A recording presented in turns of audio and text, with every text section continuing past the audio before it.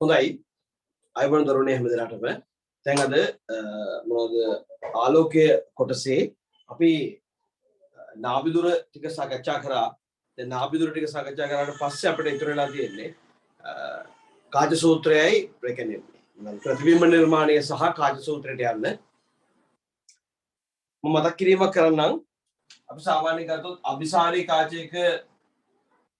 අபிසාරී කාචයක් වෙන්නේ මාධ්‍යයේ වර්තනාංකයට වඩා කාච ද්‍රව්‍ය වර්තනාංකයට වඩා මාධ්‍ය වර්තනාංකය ගත්තොත් එහෙම n විශාලයි n නෝට් නම් උත්තල කාච අபிසාරී අවතල කාච අපසාරී. හැබැයි මාධ්‍ය වර්තනාංකයට වඩා කාච ද්‍රව්‍ය වර්තනාංකය කුඩයි නම් උත්තල කාච අපසාරී අවතල කාච අபிසාරී විදිහට හැසිරෙනවා. ඒ පිළිබඳව අපි කිරණ සටහන් ඇඳලා පැහැදිලි අවබෝධයක් ලබා ගත්තා පහුගිය සතියේ. දැන් පුතේ අපිට ඉතුරු වෙලා තියෙන්නේ දැන් ටග්ගල අපි කරගෙන යමු ප්‍රතිබිම්බ නිර්මාණය. right ලියන්න.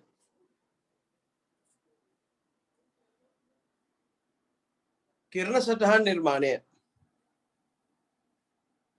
කිරණ සටහන් නිර්මාණය.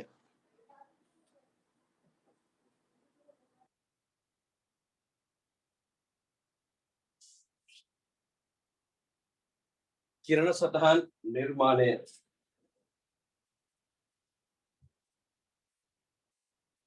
किरण सतहन निर्माणे हरि මොකද පුතේ කිරණ සටහන් නිර්මාණයේදී සිද්ධ වෙන්නේ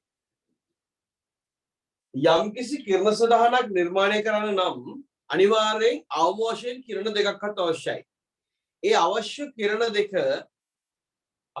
අපි ගාව තියෙන කිරණ සටහන් කිරණ වර්ග කීපයක් ඇසුරෙන් කැමති දෙකක් තෝරගන්න.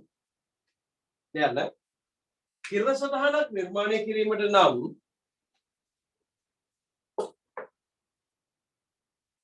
කිරණ සටහනක් නිර්මාණය කිරීමට නම් අවම වශයෙන් කිරණ දෙකක් හෝ අවශ්‍ය වෙයි. අවම වශයෙන් කිරණ දෙකක් හෝ අවශ්‍ය වෙයි.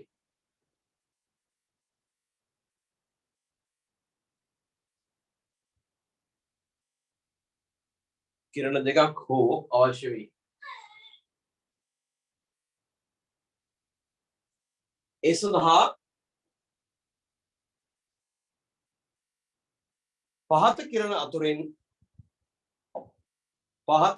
අතුරින් සුදුසු කිරණ දෙකක් තෝරා ගනි. right අපි දන්නවා පුතේ සාමාන්‍යයෙන් අபிසාරී කාචයක නම් ප්‍රධාන අක්ෂය මෙහෙම ඉන්නවා කාචය මෙහෙම ඉන්නවා. ඒකට සමාන්තර වෙන ආලෝක කිරණ වලට මොකද වෙන්නේ? අபிසාරී කාචයක සමාන්තර වෙන ආලෝක කිරණ කෙලින්ම නාභිය හරහා ගමන් කරනවා. ඊළඟ ඕකෙම අනිත් පැත්ත ආලෝකයේ ප්‍රතිවර්තතාවය වශයෙන් අපිට ගන්න පුළුවන්.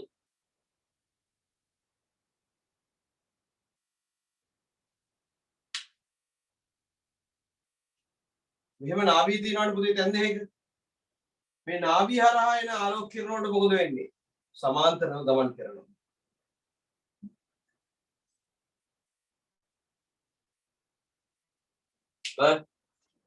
සමාන්තරව ආපු කිරණ නාභිය හරහා ගමන් කරා. නාභිය හරහා ආපු කිරණ සමාන්තරව ගමන් කරා. එහෙනම් ඒක තමයි නාභිය හරහා ආපු කිරණ ප්‍රධාන අක්ෂය සමාන්තරව යනවා කියලා පෙන්වන්නේ. right මේ විදිහට අபிසාරී කාචය ওই විදිහටම අපිට පුළුවන් අපසාරී කාචයකට අදාළව තර්කයක් ඉදිරිපත් කරන්න. කොහොමද? සමාන්තරව ආපු කිරණ කාචයේ වර්ධනය වීමෙන් පස්සේ යම් ලක්ෂයකින් ඉවතට යනවා වගේ පේනවා. එහෙනම් අපසාරී කාචයකට නම් සමාන්තරව ආපු කිරණ නොවි විදිහට යනවා. ඊළඟට ඕකම අනිත් පැත්ත ආලෝකයේ ප්‍රතිවර්තතාවය සුරේන් අපිට තව තර්කයක් කොට ගන්න පුළුවන්. සමාන්තරව කියන්නේ නාභිය හරහා ආපු කිරණ සමාන්තරව යනවා. දැන් නාභියට ආපු කිරණ සමාන්තරව යනවා.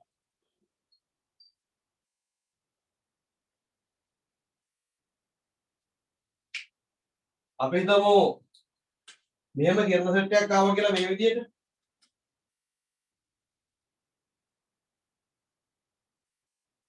මෙන්න මේ විදිහට කිරණ සෙට් එකක් ආවා කියලා හිතන්න.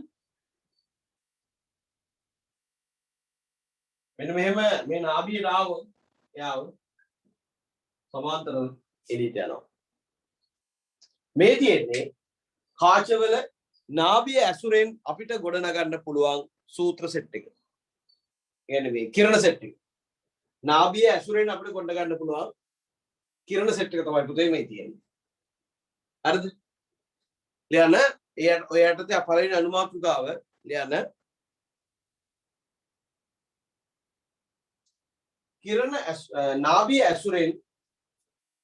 නාභිය ඇසුරෙන්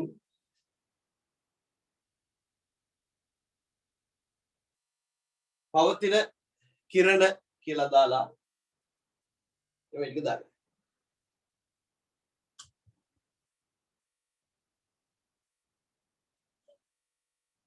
නාභිය ඇසුරෙන් පවතින කිරණ කියලා මේක දාන්න.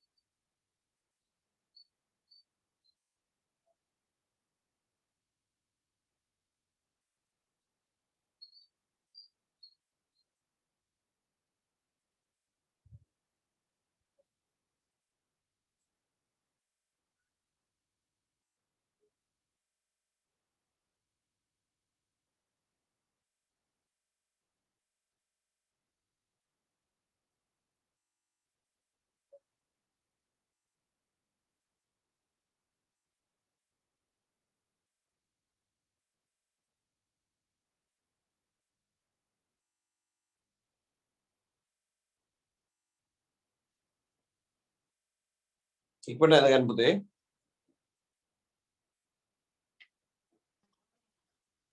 හොඳයි. ඊළඟ කිරණේ තියෙන්නේ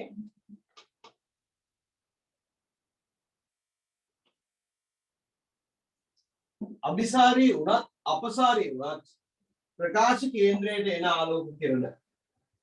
අபிසාරී වුණත් අපසාරී වුණත්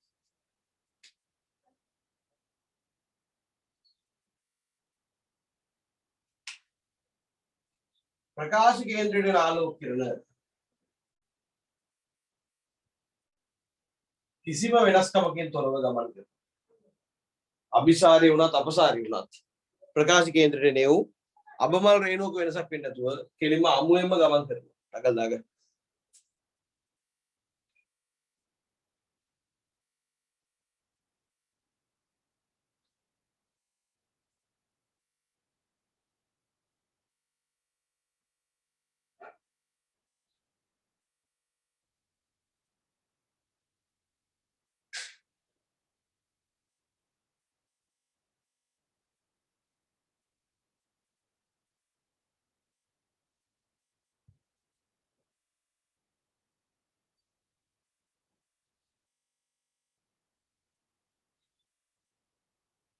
හරි. හොඳයි.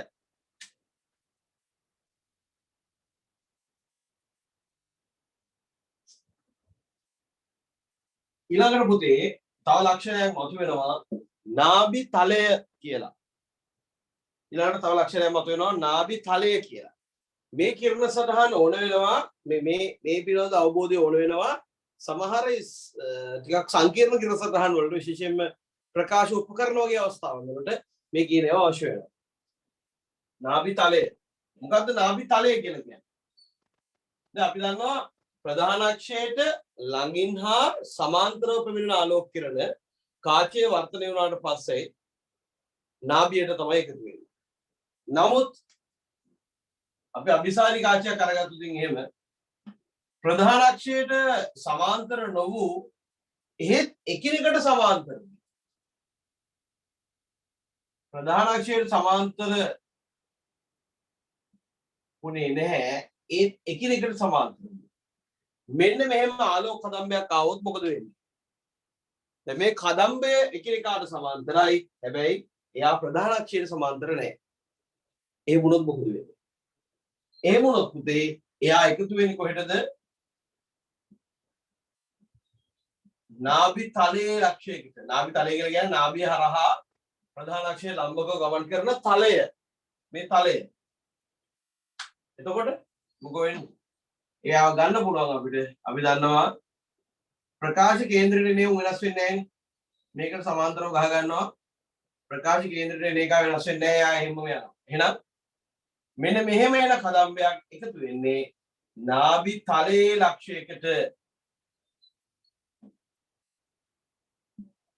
කොහොම නාභි තලයේ ලක්ෂයකට තමයි පුතේ එයාලා එකතු වෙන්නේ. හරි. right. ලියන්න. දැන් ඔයගොල්ලෝ අර කිරණ මූලික කිරණ ටික දැනගත්තානේ. දැන් ලියන්න පුතේ මාතෘකාව. නාභි තලය නාභි තලය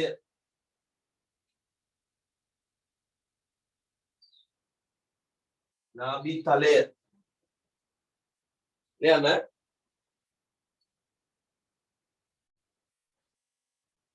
ප්‍රධාන අක්ෂයට සමාන්තර නොවූ ප්‍රධාන අක්ෂයට සමාන්තර නොවූ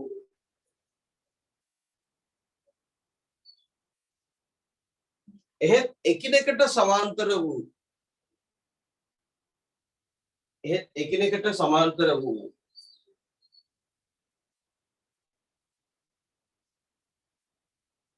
එහෙත් එකිනෙකට සමාන්තර වූ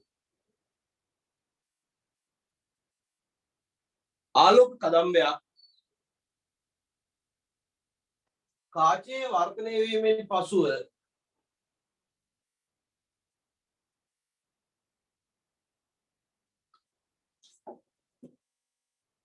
යම් ලක්ෂයකට එකතු වෙයි.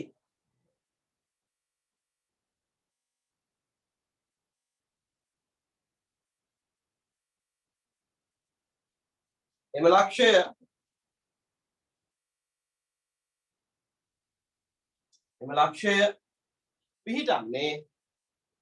ලක්ෂය පිහිටන්නේ කාචයේ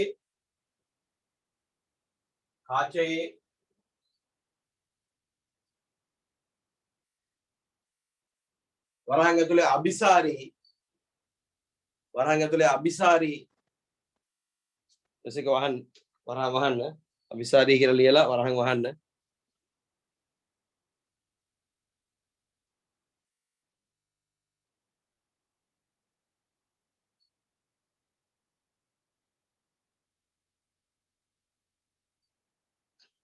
අபிසාරී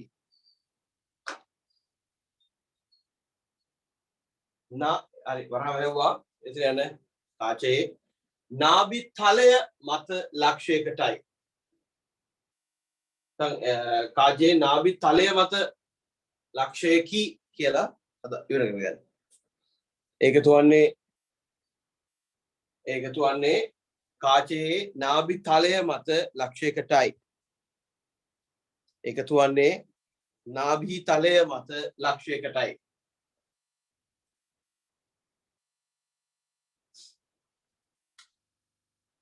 මේක ඇඳගෙන පොඩ්ඩක් මේ අපසාරී කාචයකට අදාළ කෙනා පොඩ්ඩක් අනියෙන් අඳින්න බෑ. අනියෙන් ඇඳලා එයාගේ අර්ථ දැක්වීම පොඩ්ඩක් ලියන්න බෑ.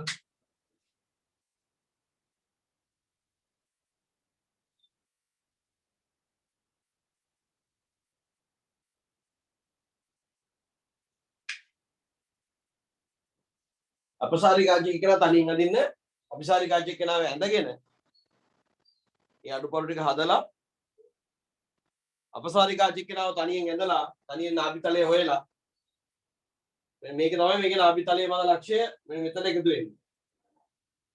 පොඩ්ඩක් කල්පනා කරලා බලන්න. පොඩ්ඩක් කල්පනා කරලා බලන්න. පින්වතුනි මොකෙන් නවානේ ගන්න විදිය. අවශ්‍ය මන තියාගන්න පොඩි මොලේ පොඩක් පාවිච්චි කරනවා නේද? එහෙම ගහගත්තා ප්‍රකාශ කේන්ද්‍රය හරහා යන කිරණේ. ඔයාලට නම් ගෙලින් අඩුවටත් තියලා ඩුක් ගාලා ගහගත්තා ඒක. ගාගෙන මං අදින දෙපැත්තේ නාභි තලය. මෙහා පැත්තේ නාභි තලය යනවා මේ විදිහට. මෙහා පැත්තේ නාභි තලය යනවා මේ විදිහට. උදේ අපසාරී කාජ්‍යයෙන් හදන්නේ හැමසෝ කිරණ විහිදුවන්නේ.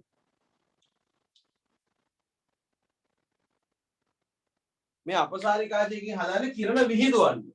මේ පැත්තට කිරණ විහිදුවනවා නම් කවදාවත් මෙහින් එකතු වෙන්න බෑ. එහෙනම් එකතු වෙනවා නම් එකතු වෙන්න පුළුවන් මෙන්න මේ පැත්තේ. එහෙනම් බලන්න නාභි තලයයි මේකයි කැපෙන්නේ මෙතනදීනේ. එහෙනම් අනිත් කිරණ මෙන්න මෙතන ඉඳන් විහිදෙනවා වාගේ නෝ යනවා. පොඩ්ඩක් ඇතරුණා ඒක.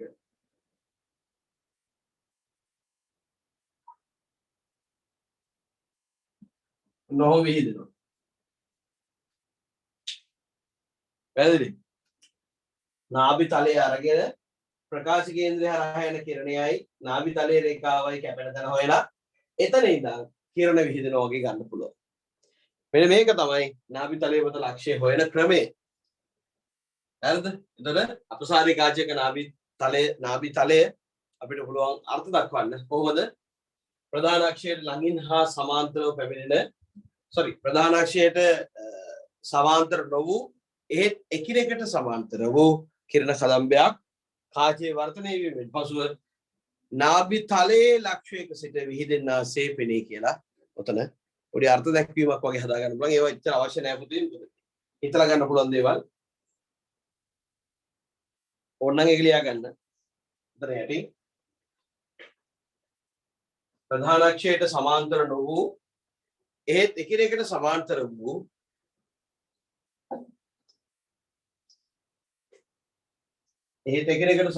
වූ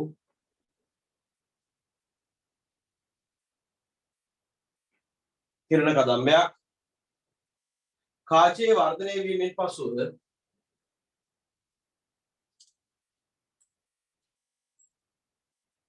යම් ලක්ෂයක සිට විහිදෙන්නාසේ පෙනේ. එම ලක්ෂය නාභි තලය මත පිහිටයි. ගලන්න පොඩ හදාගන්න.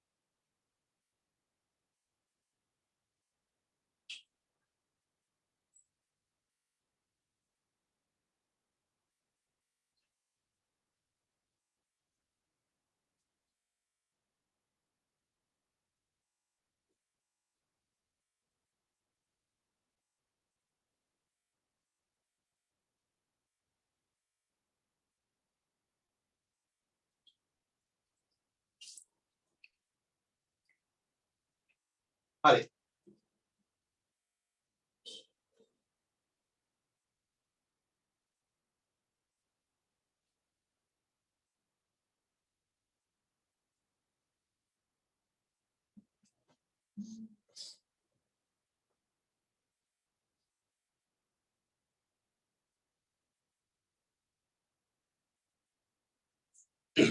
හොඳයි.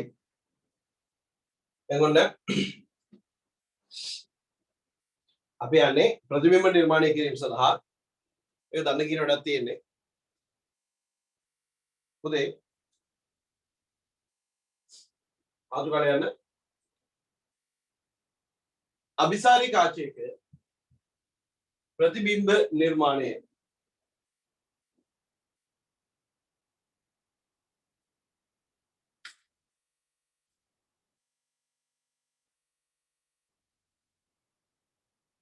අන්න අபிසාරි කාචයෝම ඉන්නවා. මම එයාගේ සලකුණු කර ගන්නවා නාභිය දොරවල්. ඒ වගේම නාභිය දොරවගේ දෙගුණය.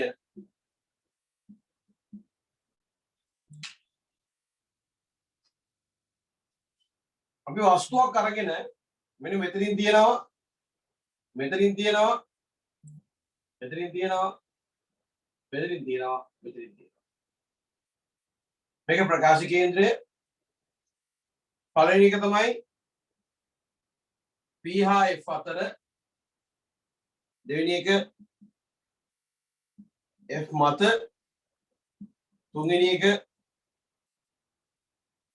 F හා 2F අතර,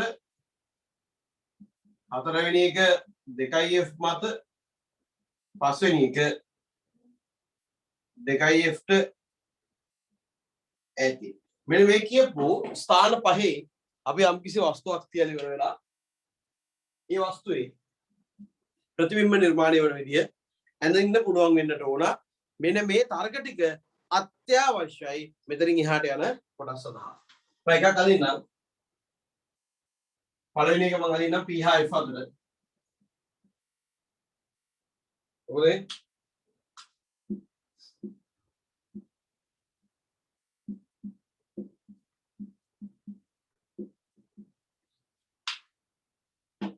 මෙන්න මෙතන වස්තුවක් තිබ්බා.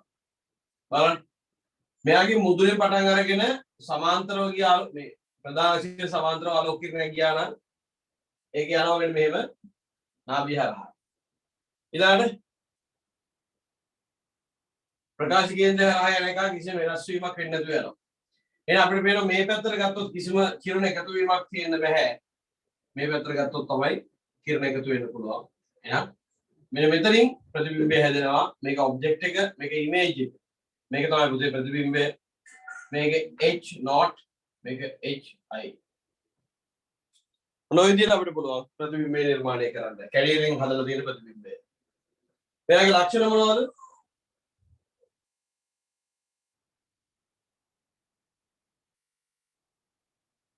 අතාත්විකයි, වස්තුව උඩුකුරු නම් උඩුකුරුයි,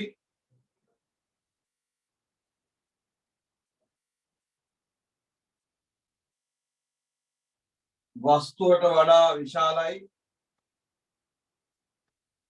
මොන ලක්ෂණ ටික තිබ්බනම් ප්‍රමාණවත්. හරි. මෙන්න මෙහෙම පළවෙනි අවස්ථාවේ මේ වගේ ඇඳා වගේ ඉතුරු අවස්ථාවල ටක් ගාලා මේක දන්න කාරණයක් පුතේ ඔලුව කාලේ ඇඳලා තියෙන්නේ. හරි. ටක් ගාලා නේ.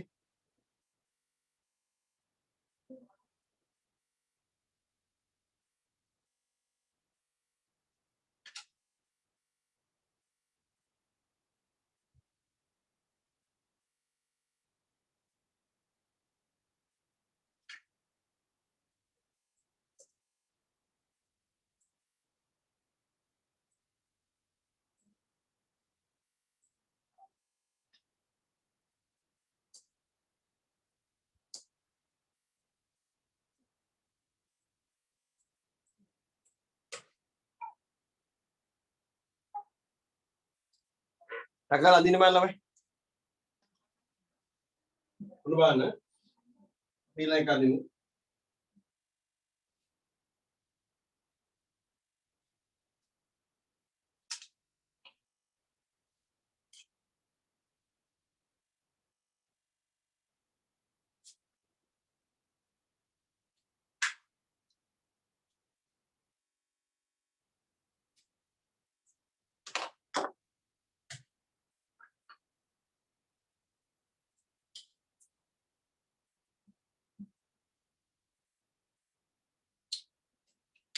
වැරදි පෑනවා යම් කිසි වෙලාවක.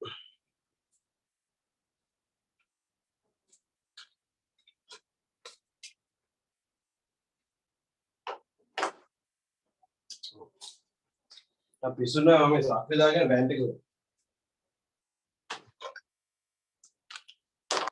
හරි. ඊළඟ කෙනා ඉන්නේ මෙන්න මේ මෙහෙම.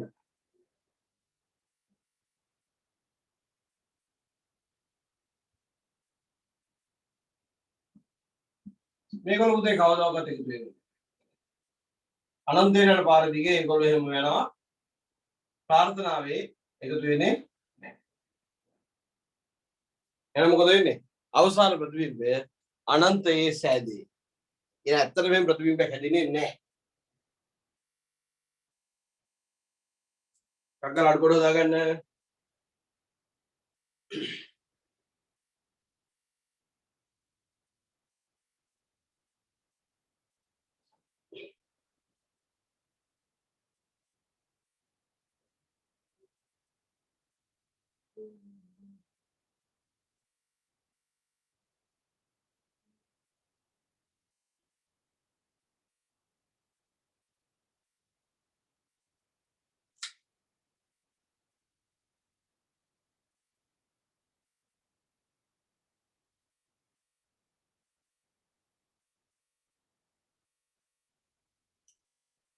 ඊළඟ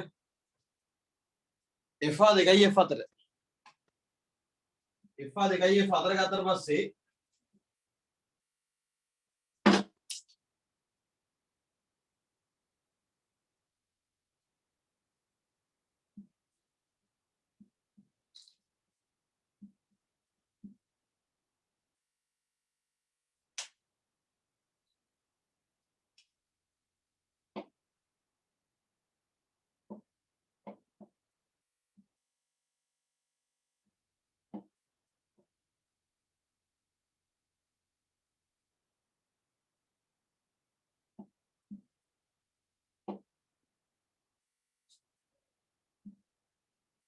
සාමාන්‍ය කිරණවලට මෙහෙම ඊතල දාන්න මතක ඇතුව.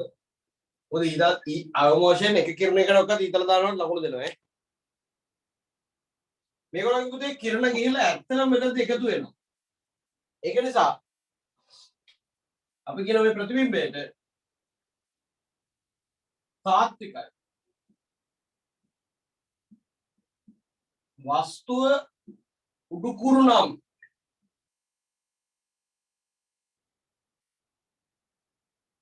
ප්‍රතිබිම්බය යටිකුරුයි.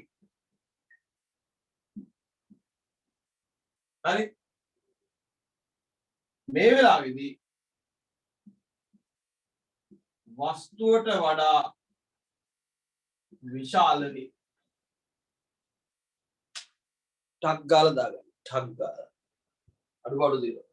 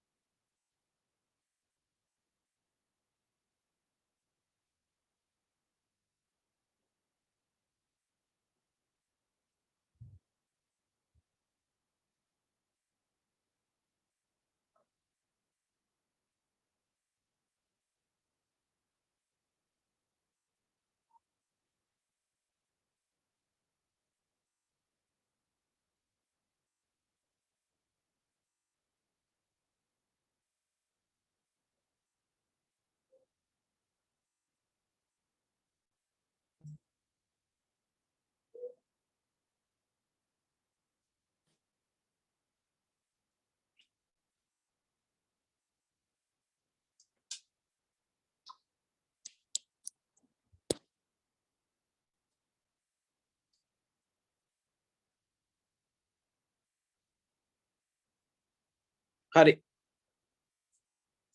ඊළඟට 2f මත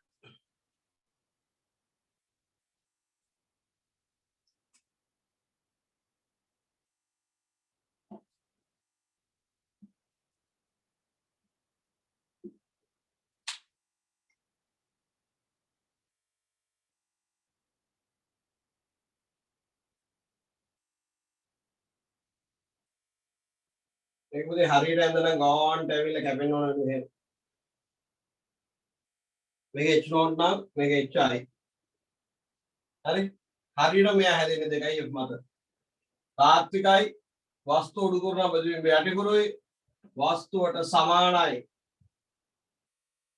සමානයි 2f මතම ලැබි. 2f මතමයි හම්බෙන්නේ.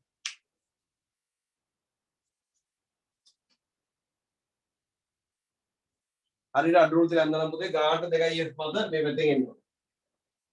මේ කිරණසලා ඉතාම වැදගත්.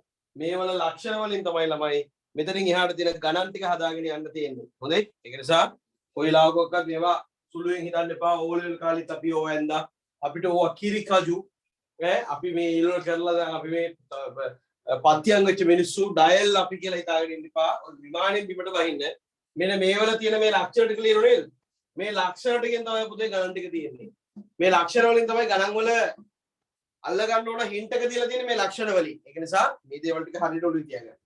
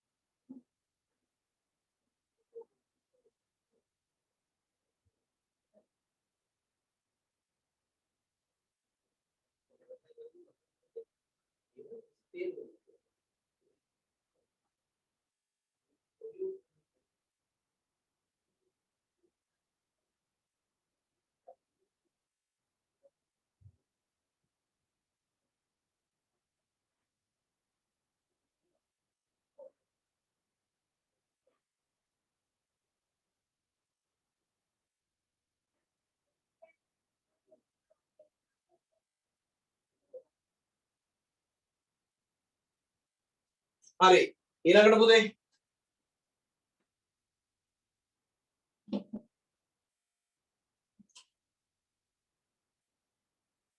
ඔය මේවා ගණන් හදාගන්න ලියාගන්න වෙලාව දුන්නම ඔයගොල්ලෝ හදලා ඉවර නම් පුතේ අර ටියුට් එකේ ගණන් පළවෙනි ගාන හදාගෙන එන්නේ මොකද පළවෙනි ගාන හදන එක වටිනවා දැන් ඒක තමයි කියලා දෙගෙන යන්නේ හොඳේ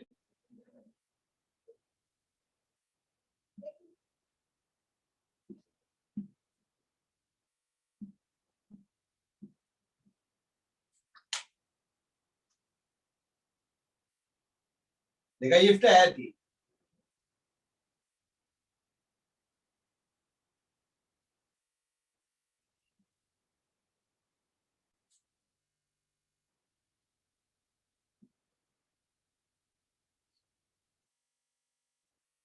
තාත්විකයි වස්තු උඩුරන ප්‍රතිබිම්බ යටිකුරුයි වස්තු වඩා කුඩායි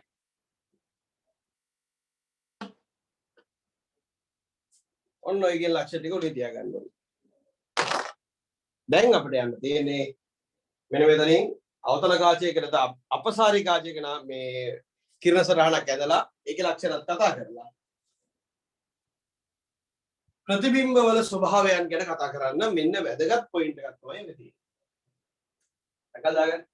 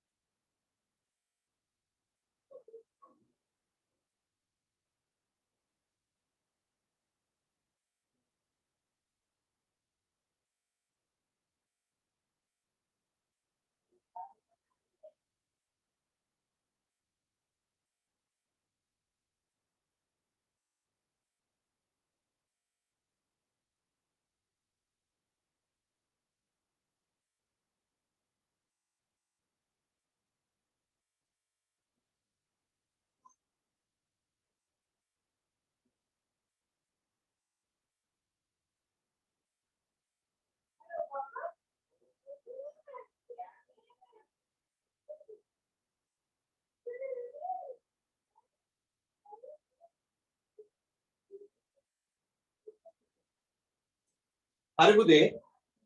right.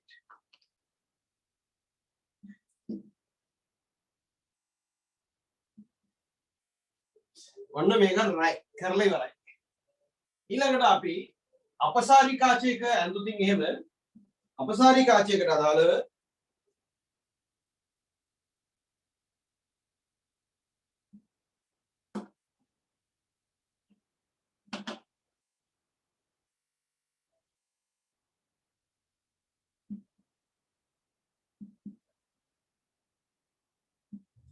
අපසාරිකාචයකට අදාළව මේ ස්ටෝරි එක පොඩ්ඩක් වෙනස් වෙනවා. මේ වගේ හරියක අපි දාගමුකෝ.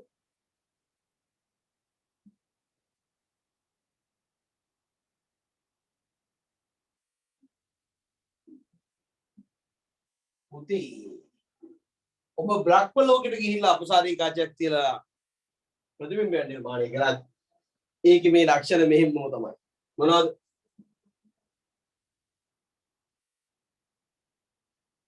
වස්තුව උඩුකුරු නම් ප්‍රතිබිම්බය උඩුකුරුයි. අතාත්විකයි. කුඩායි.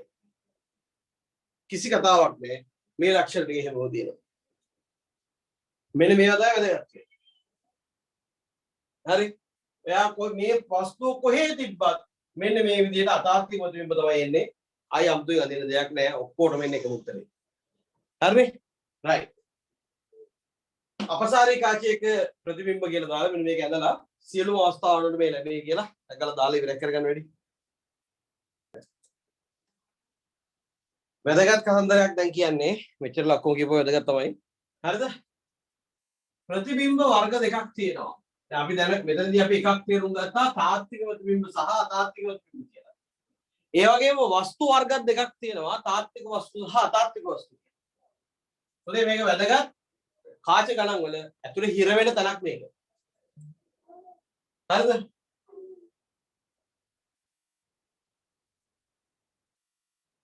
වස්තු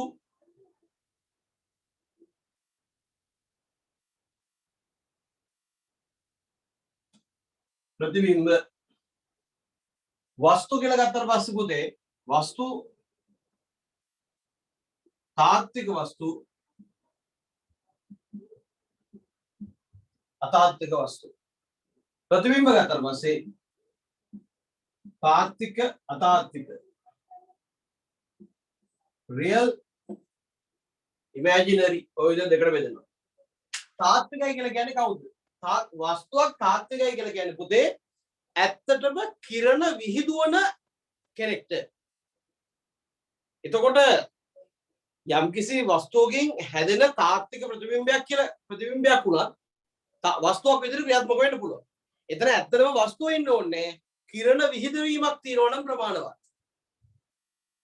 එහෙනම් කිරණ විහිදවන රූපයකට අපි කියනවා තාත්වික ප්‍රතිබිම්බයක්. අතාත්වික ප්‍රතිබිම්බයක් කියලා කියන්නේ මොකද්ද? ඒක මෙහෙම අර්ථ දක්වීමකින් සැපෙවුවට එච්චර තේරෙනවා ටිකක් අඩුයි. ඒක හොරයි තේරෙනවා. මේක අපි ගානක් ඇතුළෙම තේරුම් ගන්න ඕනේ මොකද අතාත්වික ප්‍රතිබිම්බ කියලා කියන්නේ කියලා. අතාත්වික ප්‍රතිබිම්බ කියලා කියන්නේ යම් සමහර කාච වලට දැනෙනවා කිරණ එතනට එකතු වෙනවා වගේ. හැබැයි ඇත්තටම එකතු වෙන්නේ නැහැ.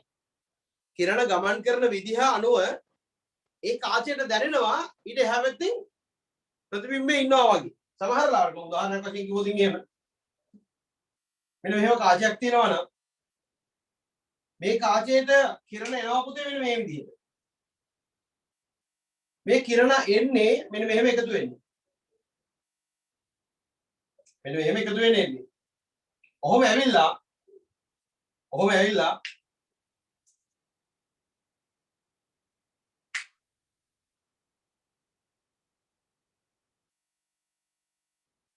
ඔහොම ඔය විදිහට ඇවිල්ලා ඒගොල්ලෝ ඇත්තටම එකතු වෙන්නේ මේ වගේ හරියට.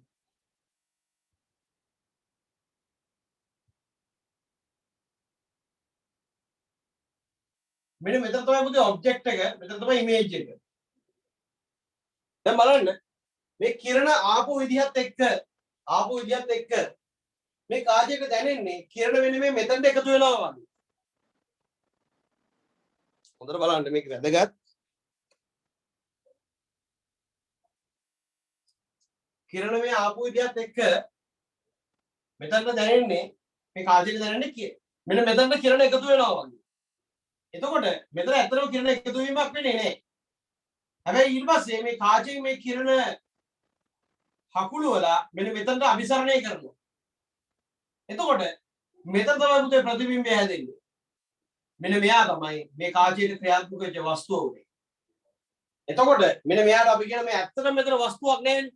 ඇත්තටම කිරණ එකතු වීමක් නැහැනේ පුතේ. අන්න ඒක නිසා අපි මෙන්න මෙතන මෙයාට කියනවා අතාත්තික වස්තු කියලා. මේක තාත්තික ප්‍රතිබිම්බයක්. තේරුණාද?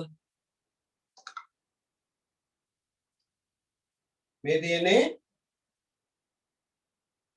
අතාත්තික වස්තු. මෙන්න මෙතන තමයි අදාළ ප්‍රතිබිම්බය තියෙන්නේ. ඒක තාත්විකයි මම දැන් මේක ලියන්න යන්නේ. අදාළ ප්‍රතිබිම්බය. හරි. මොනෝක තමයි අපිට අතාත්වික වස්තු කියලා කියන්නේ. ඒ ඇත්තටම කිරණ එකතු වෙන්නේ නැහැ. කාචයට දැනෙනවා එතන කිරණ එකතු වීමක් තියෙනවා වගේ.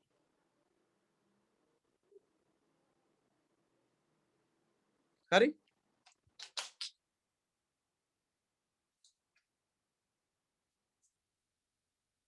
right. දැන් මෙහෙම ගත්තාට පස්සේ මෙතන එනවා තාත්වික වස්තු කියලා කියන ඇත්තටම කිරණ එකතු වන අවස්ථාවක්. කිරණ විහිදුවන අවස්ථාවක්. තාත්වික ප්‍රතිබිම්බ කියලා කියන්නේ කිරණ එකතු වෙන අවස්ථාවක්.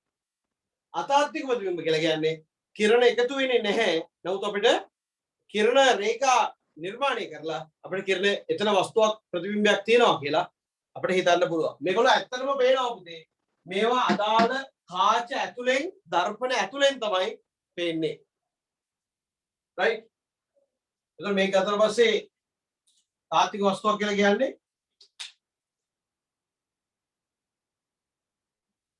සත්‍ය ලෙසම කිරණ විහිදුවන අවස්ථාවක්. මේක තියෙනවා. තාත්වික ප්‍රතිබිම්බයක් කියලා කියන්නේ සත්‍ය ලෙසම කිරණ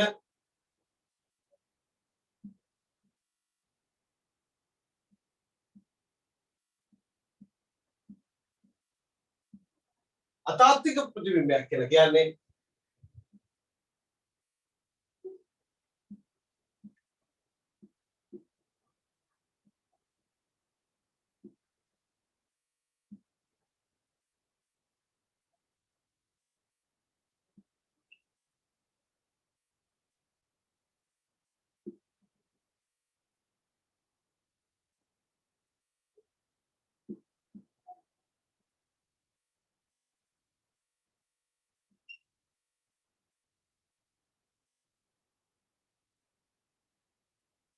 ඒ කියන්නේ ඇත්තටම දකින්න හම්බෙන්නේ නැහැ. අදාළ උපාංගය ඇතුලෙන් තමයි ආවපේ. හරිද?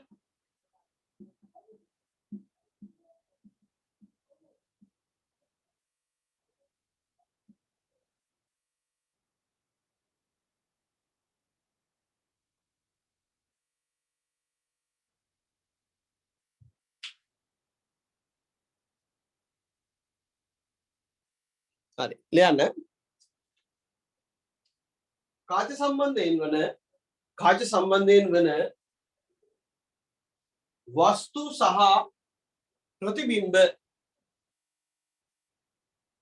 සහ ප්‍රතිබිම්බ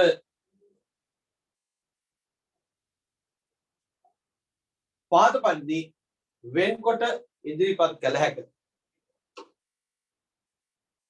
මෙන්න මේ ටික දාගන්න පුතේ.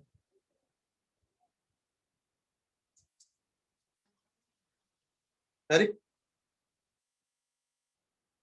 මේක සත්‍ය ලෙසම කිරණ එකතු වී නිර්මාණය වේ. සත්‍ය අවකාශයේ දැකිය හැකියි. right.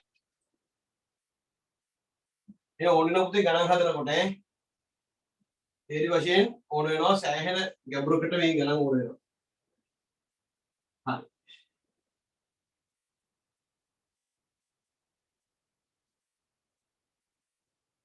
ඉස්සලා අපි අදපු කිරණ සටහන් වල පොඩි අවබෝධ කරගත යුතු කාරණයක් තියෙනවා.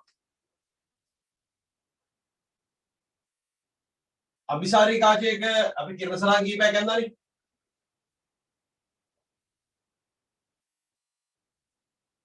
මෙතන ඉඳන් වස්තුව මේ පැත්තට ගෙනියනකොට හරි වස්තුව මෙතන ඉඳන් මෙහෙට ගෙනියනකොට මෙන්න මෙහි තිබිච්ච අර අතාත්වික ප්‍රතිබිම්බය අනන්තය දක්වා විහිදෙනවා. ඊට පස්සේ මෙතනදී අනන්තයක් තියෙන්නේ. මේක පැනපු ගමන් කිරණය මෙන්න මේ පැත්තෙන් ඉඳන් එන්න පටන් ගන්නවා. හරි. එහෙම කිරණය මොකෝ වෙන්නේ? ප්‍රතිබිම්බය අනන්තේ ඉඳන් මෙන්න මෙහෙම ඇවිල්ලා හරියට මෙන්න මෙතනදී 2f අතර එනවා. ඒ ලස්සන නැන්ත කිව්වලු.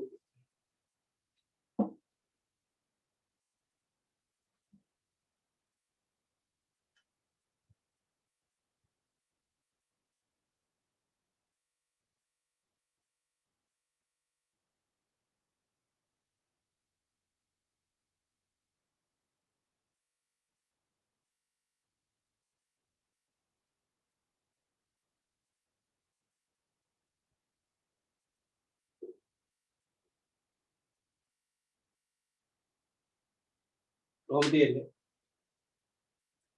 වස්තුව මෙන්න මෙහෙම ඉඳන් මේ පැත්තට ගෙනියනකොට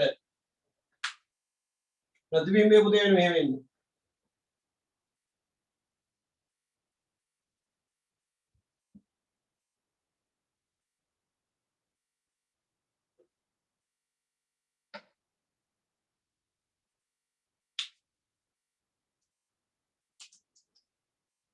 වස්තුව නාභිදුරේ ඉඳන් මේ පැත්තට ගෙනියනකොට ප්‍රතිබිම්බය අනන්තයේ ඉඳන් උස අඩු වේවි අඩු වේවි අඩු වේවි අඩු වේවි මෙහෙම ඇවිල්ලා අවසානයේදී නාභිදුර දක්වා පැමිණෙනවා. අච්චරයි. පැහැදිලිද? ඔන්න ওই විදිහට කිරණ සටහන අනුව ප්‍රතිබිම්බයේ උස වෙනස් වෙනවා කියන එක තේරුම් ගන්න ඕනේ. මේ 2f ට පොඩ්ඩක් මෙහාට පැනපු ගමන් කෙලිම අනන්තයෙන් පටන් ගන්නෙ. 2f වලදී අනන්තයේ පුතේ ඉන්නේ. එහෙනම් අනන්තයේ ඉඳන් ටික ටික ටික ටික ටික ටික උස අඩු වේවි අඩු වේවි අඩු වේවි ඇවිල්ලා මෙතන තියෙනකොට නාභිදුරට ඇවිල්ලා වැඩේ නවතිනවා.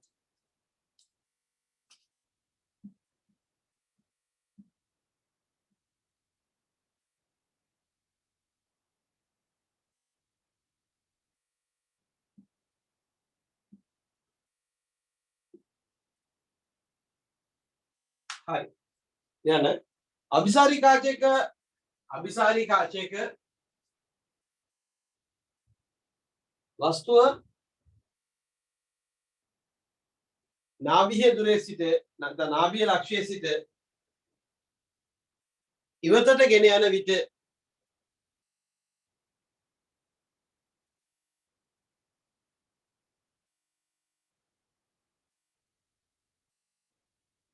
පහත පරිදි ප්‍රතිබිම්බ උස වෙනස් වේ.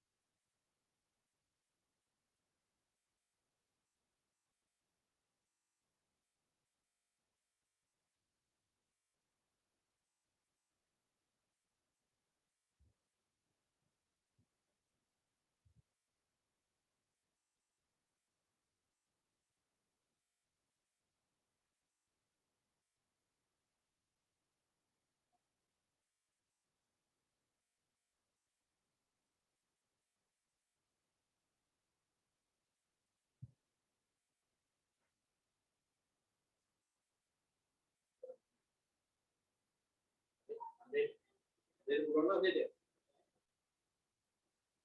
හරි. හොඳයි. හොඳයි. දැන් පුතේ කාච සූත්‍රය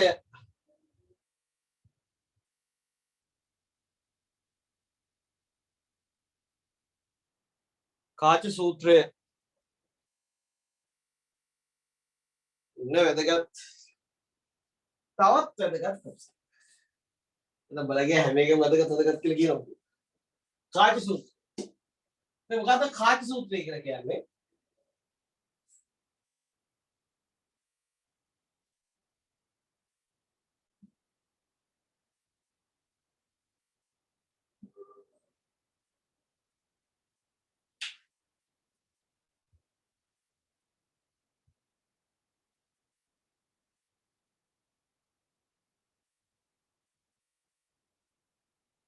නත්තු දුර්වල වෙරිද ආයිතර. මාකරපු දුර්වල වෙරිද කැලෙන් ඉන්නේ මේක.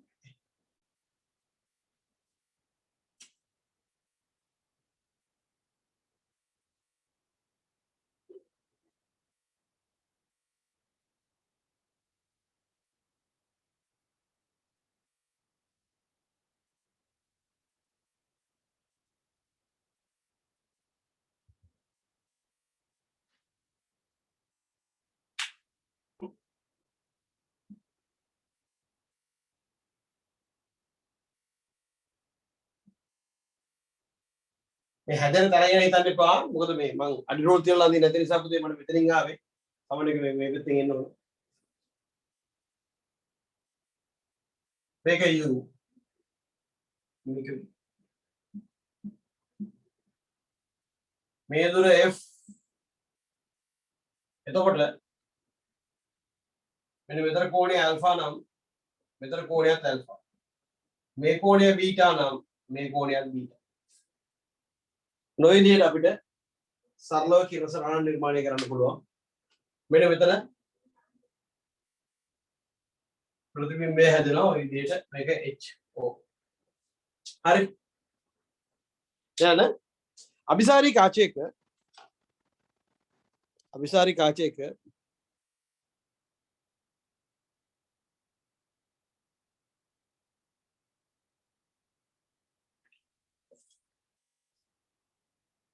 කිරණ සටහනක් පහත දැක්වේ.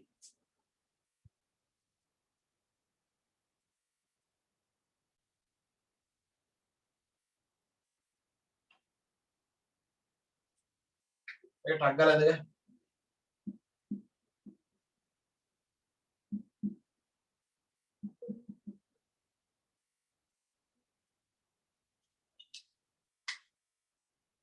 ෆොටස් කරලා දෙන්න ෆොටස් කරලා. අරගෙන ටක් ගාලා දරුවනේ ඔයගොල්ලෝ කාච සූත්‍රය තනියෙන් ඔප්පු කරන්න බලන්න. හරි. තනියෙන් කාච සූත්‍රයට එන්න බලන්න.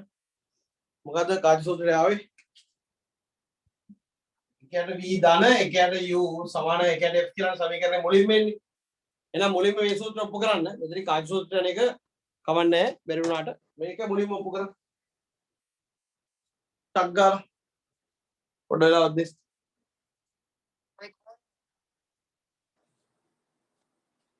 බලන්න නයනී ඔයාලා වෙලාවෙ මෙතනත් ඇල්ෆා ඉන්න මෙතනත් ඇල්ෆා ඉන්නවා.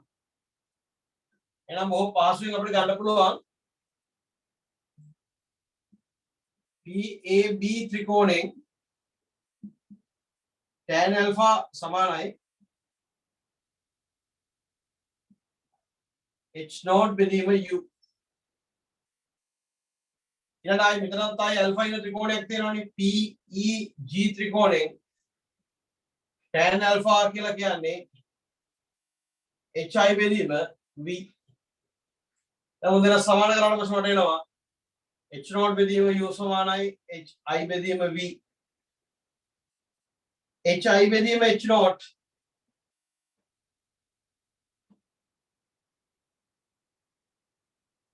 v බෙදීම u කියලා ප්‍රකාශනයක් කරනවා. මෙන්න මේක තමයි පුතේ බලන්න. වස්තු උස ප්‍රතිබිම්බ උස බෙදීම වස්තු උස සමාන වෙනවා ප්‍රතිබිම්බ දුර බෙදීම වස්තු දුරට. මෙන්න මෙතන තමයි අපි රේඛීය විශාලණය කියන සංකල්පය මතුවෙන්නේ.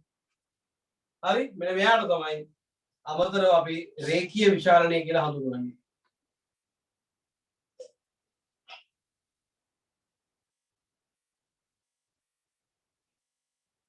මේක මම ගන්න පළවෙනි සමීකරණය. හරි ඊළඟට මම මේ බීටා පැත්තෙන් ගන්නවා PCD ත්‍රිකෝණය ඇසුරෙන් ගන්නවා tan බීටා සමානයි මේ උසත් h0 මයි h0 බෙදීම f ඊළඟට I බීටා ඉන්නවා මෙන්න මේකේ DEG ත්‍රිකෝණයෙන් ගන්නවා tan බීටා සමානයි hi බෙදීම මෙන්න මේ දින වෙනවා මොකද v ඍණ f කියලා. පුංචි දරුවෝ නෙමෙයි. එහෙනම් මුන්දෙන සමාන කරාට පස්සේ අපිට එනවා h0 බෙදීම hi සමානයි f බෙදීම v ඍණ f කියලා. එහෙනම් මෙතනින් ගන්න පුළුවන් අපිට hi බෙදීම h0 v ඍණ f බෙදීම f කියලා. මේක දෙවෙනි එක.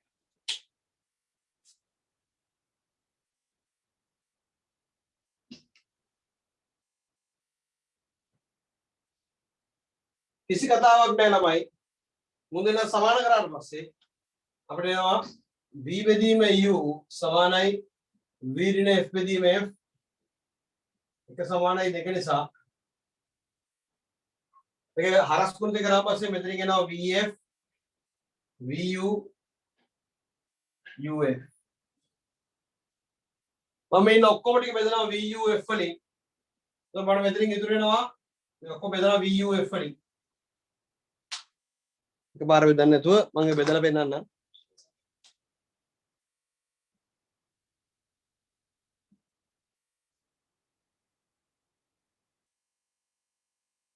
උදේ අදාළේ උන්ටි කැවිලා ගියාට පස්සේ මට සමීකරණ එනවා මොකක්ද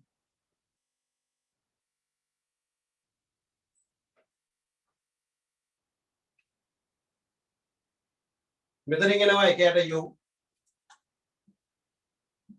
එකයට u සමානයි මෙතනින් එනවා එකයට f මෙතනින් එනවා එකයට v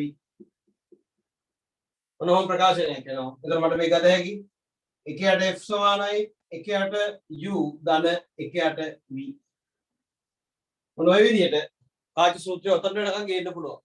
ඔතනින් එහාට කරන එක මම කියලා දෙන්නම්. ඔතන නිකන් ඕගොල්ලෝ තනියෙන් කරන්න පුළුවන් වෙන්න ඕන.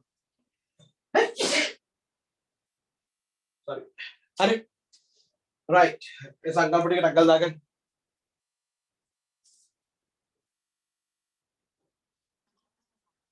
හොඳයි පුතේ. මෙන්න මේක තමයි සූත්‍රය සාධනය කරන විදිහ. දැන් අපි යනවා පොඩි ප්‍රශ්නයකට. ප්‍රශ්නයක් කියලා කියන්නේ මේකේ මැදුර තියෙන පොඩි ගැටලුව.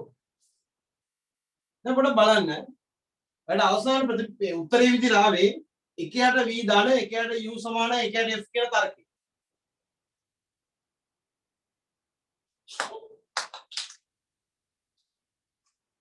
එකයට v ධන එකයට u සමානයි එකයට f කියලා තමයි සූත්‍රය ආවේ. දැන් මේ v ව මෙහි ඉඳන් මෙහෙටද මැන්නේ මෙහි ඉඳන් මෙහෙට. මේ u ව මෙහි ඉඳන් මෙහෙටද මැන්නේ මෙහි ඉඳන් මෙහෙට. මේ f මෙහි ඉඳන් මෙහෙටද මෙහි ඉඳන් මෙහෙට. පොඩි ගැටලුවක් මතුවෙනවා. ඊළඟට මේකේ f ගත්තට පස්සේ මේ පැත්තට f වෙනවා මේ පැත්තට f වෙනවා. එතකොට ධන කවුද ඍණ කවුද පොඩි ගැටලුවක් මතුවෙනවා. ඔය හුඩපට ඔක්කොටම උත්තර දෙන්න අපි ඊට ඉදිරිපත් කරලා තියෙනවා කාච සූත්‍රය සම්බන්ධයෙන් ලකුණු සම්මුතිය සයින් කන්වෙන්ෂන් එක. මේ ලකුණු සම්මුතියත් එක්ක තමයි පුතේ මෙතනින් එහාට යන සියලුම දේවල් ගොඩනගන්නේ. right? හොඳයි. ලියන්න. VUF he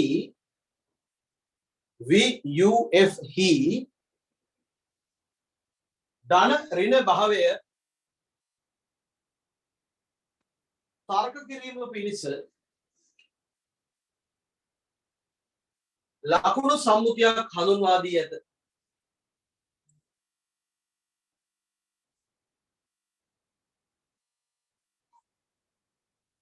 හඳුන්වා දී ඇත.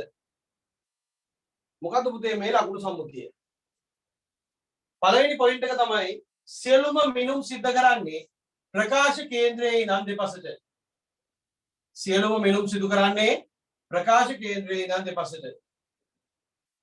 ප්‍රකාශ කේන්ද්‍රයේ සිට බැලූ කල ආලෝකයේ ගමන් ගන්නා දිශාවට වයින් දුරවල් ඍණ ලෙසත් ඊට විරුද්ධ දුරවල් ධන ලෙසත් සලකනවා.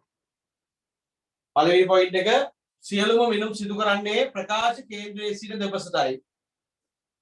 දෙවෙනි එක ප්‍රකාශ කේන්ද්‍රයේ සිට බැලූ කල ආලෝකයේ ගමන් ගන්නා දිශාවට වයින් දුරවල් ඍණ ලෙසද ඊට විරුද්ධව තියෙන දුරවල් ධන ලෙසද සලකනවා. right. යන මාතෘකාව අනුමාතෘකාව ලකුණු සම්මුතිය sign convention ලකුණු සම්මුතිය හොඳයි දැන් පුතේ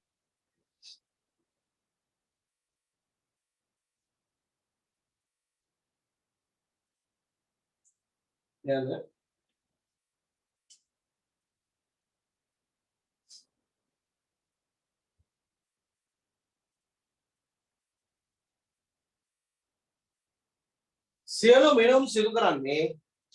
සියලු මිනුම් සිදු කරන්නේ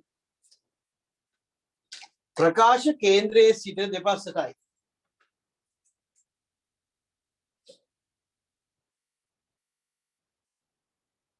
ප්‍රකාශ කේන්ද්‍රයේ සිට දෙපසටයි.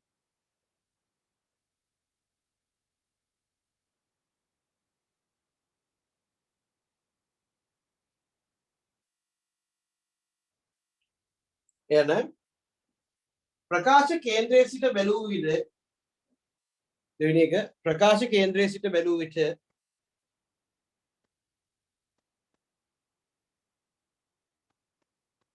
ආලෝකයේ ගමන් ගන්නා දිශාවට මනින දුරවල්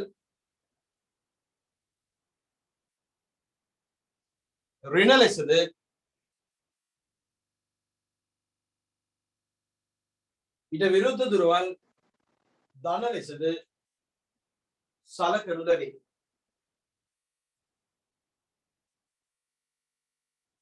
ධන ලෙසද සලකනු ලැබේ.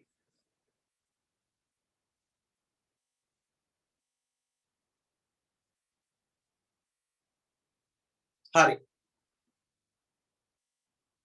දැන් මට කියන්න මෙන්න මේකේ හැටියට බලද්දි මෙතන ඉඳන් බලනකොට ආලෝකයේ ගමන් ගන්නා දිශාවට මනින දුරවල් පුතේ ගත්තොත් එහෙම බලන්න මෙතන ඉඳන් බලද්දි ආලෝකය ගමන් ගන්නේ මේ පැත්තටනේ. මේ මෙතන ඉඳන් බලනකොට ආලෝකය ගමන් ගන්නේ මේ පැත්තට. එහෙනම් මේකේ v කියන එක කියලා ඍණයි. ආලෝකයේ ගමන් ගන්නා දිශාවට මනින දුරවල් මේ පැත්තට ඍණයි. මේ පැත්තට යාව ධනයි. එහෙනම් මේකේ හැටියට v එක කෙනා ඍණයි u ධනයි. f මොකද වෙන්නේ?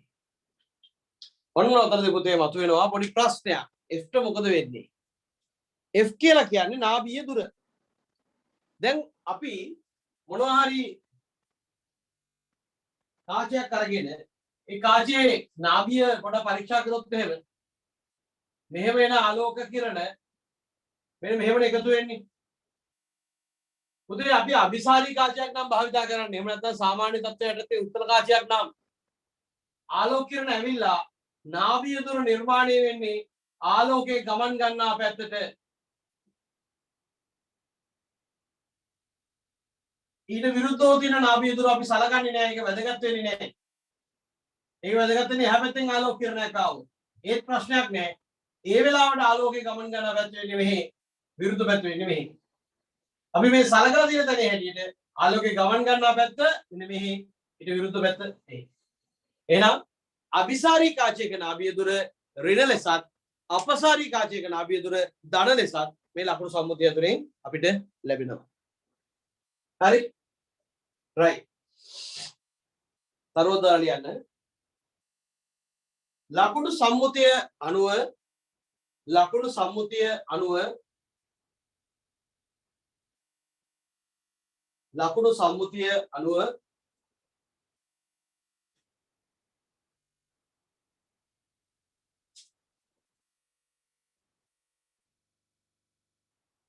අபிසාරී කාචයක නාභිය දුර අபிසාරී කාචයක නාභිය දුර ඍණ ලෙසද අபிසාරී කාචයක නාභිය දුර ඍණ ලෙසද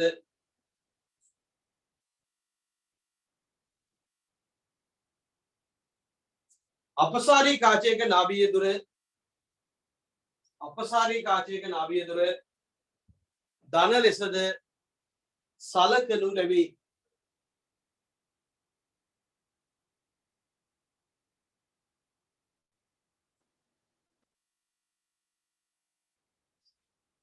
එහෙනම් මොකද වෙන්නේ එතකොට? F කියන එකනත් ඍණයි කියලා අපිට ලැබෙනවා. එහෙනම් මේකේ ලකුණු සම්මුතිය හේතුවට පස්සේ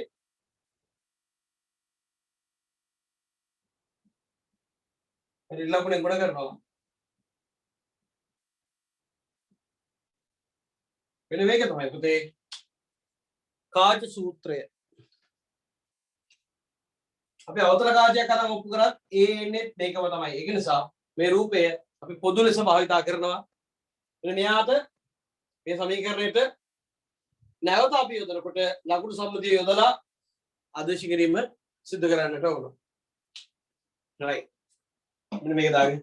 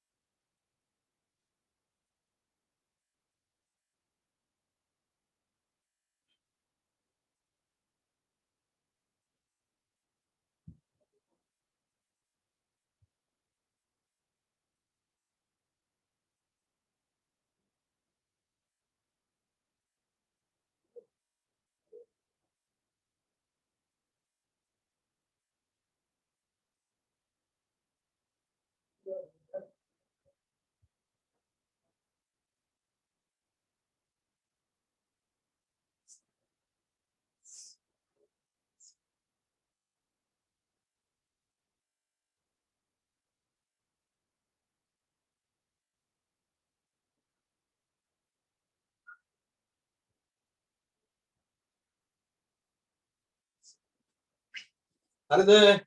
right. යන්න පුතේ. යන්න. මේ ඕනෑම කාචයකට යෙදිය හැකි අතර ඕනෑම කාචයකට යෙදිය හැකි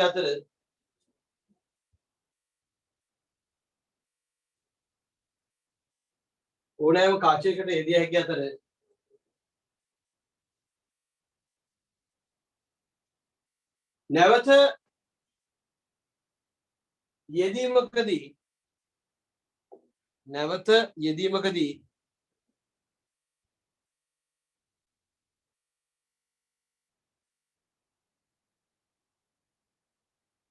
නැවත යෙදීමකදී ලකුණු සම්මුතිය යොදා යෙදිය යුතුය.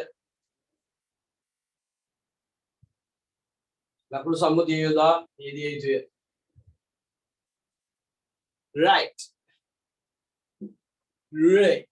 හරිලා ඔන්න කාච ඊළඟ දවසේ මේකේ ගණන් හදන්න ටියුට් එක දාලා තියෙන්නේ. ඔය ටියුට් එකේ ගණන් සම්පූර්ණයෙන්ම හදලා තියන්න. ඊළඟ දවසේ එනකොට ගණන් ටිකක් තියෙනවා පුතේ. ඒක අමාරුයි. හොඳ ගණන් සෙට් එකක් තියෙනවා. ඔය ගණන් ටික හදලා තියන්න. දැන් එනම් ටක් ගාලා ඉන්ටර්වල් එක කරන් එන්න. අපි පේපර් එක සාකච්ඡා කරනවා 2001 නේද? මම මතකයි 2001 ස්ට්‍රක්චර්ඩ් පේපර් එක 2001 කරලා නම් 2002 කරනවා නැත්නම් 2001 කරලා නැත්නම් 2001 කරනවා 2001 ස්ට්‍රක්චර්ඩ් එක සාකච්ඡා කරගෙන දිගටම ප්‍රැක්ටිකල් ටිකත් එක්ක සාකච්ඡා කරගෙන යනවා හරිනේ යාළුවන්ට කියන්න දැන් මේ අද මොකද්ද ඇඩ්මිෂන් ඇප්ලිකේෂන් සයින් කරන්න කියලා දෙන සෙට් එක ඒ නිසා යාළුවන්ට මතක් කරන්න දැන් මෙතන ඉඳන් මේකෙන් පස්සේ ඉන්ටර්වල් එකෙන් පස්සේ 2001 ස්ට්‍රක්චර්ඩ් එක සාකච්ඡා කරන්න පටන් ගන්නවා